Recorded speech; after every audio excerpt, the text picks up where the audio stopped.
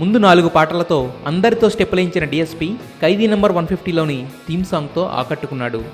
నీరు నీరు అంటూ మొదలైన ఈ సాంగ్ ఖైదీ నెంబర్ 150 స్టోరీకి సంబంధించింది.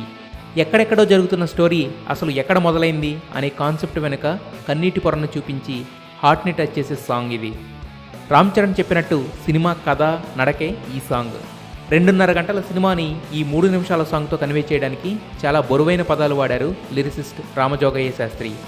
ఆ పదాల్లోని బరువు గుండెకు టచ్ అయ్యేలా చాలా ఇన్వాల్వ్ అయి పాడారు సింగర్ శంకర్ మహాదేవన్. దేవిశ్రీ ప్రసాద్ ఇప్పటి వరకు చేసిన వాటిలో చాలా డిఫరెంట్గా ఉన్న సాంగ్ ఇదే. ఇక ఈ సాంగ్ని స్పెషల్గా స్కెచెస్ బ్యాక్గ్రౌండ్తో లిరిక్స్కి తగ్గట్టుగా వెనక బ్యాక్గ్రౌండ్ చూపిస్తూ హార్ట్ని టచ్ చేసేశారు.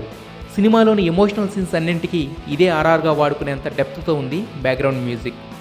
రైతుల మెయిన్ ప్రాబ్లం అయిన నీటి సమస్య ప్రధాన ఇతివృత్తంగా megastar mark social cause resolving పాయింట్గా తెరకెక్కుతున్న ఈ సినిమా కేవలం ఎంటర్టైన్మెంట్ కోసమే కాదంటూ మాటలతో కాకుండా పాటతో కూడా కన్వే చేశారు. ఈ పాట విన్న వాళ్ళందరి మనసులో కలిగే భావన ఒకటే, hats off to Khaidi number 150 team. ఖచ్చితంగా మీరు అందరూ గర్వించే విధంగాను అరే ఇదిలా చిరంజీవి అంటే మళ్ళీ అనే విధంగా